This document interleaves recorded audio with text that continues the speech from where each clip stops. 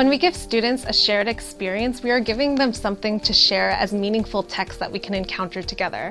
It's really hard to build interest by just asking a kid what they're interested in, but if you give them an experience to talk about, kids are pretty good at finding a way that they're interested in that thing. I think for me, a successful project always involves students starting to engage with or see the world in a different way. And that's either they're seeing the world in a different way because they've learned something new about the way the world works, or they're seeing the world in a different way because they've started to engage with the world in a different way and see their peers engage with the world in a different way. Students want to do real work. They want to tackle wicked, difficult problems. They want to try really hard at things.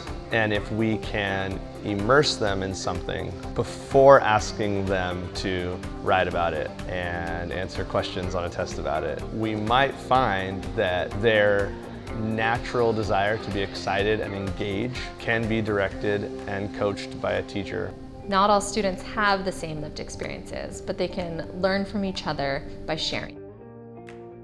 You gotta lead with the experience. The zone of proximal development doesn't just exist with writing or with math, it also exists with these experiences. So you gotta personalize, get to know the students, and then you push them when they're ready.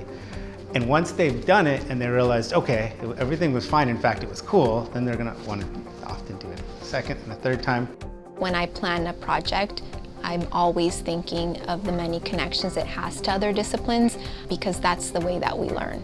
You have a goal in the beginning. We start with what is the need. We have these essential questions, and then we're kind of off on a journey. And I do mean we are off on a journey, because so often the teacher doesn't know where this is going to exactly end either. Real life as text, it becomes very valuable within PBL. Who are our community partners? Who are our clients? Who is the community that's marginalized that we're working with? Because their interviews, their words, they become the text.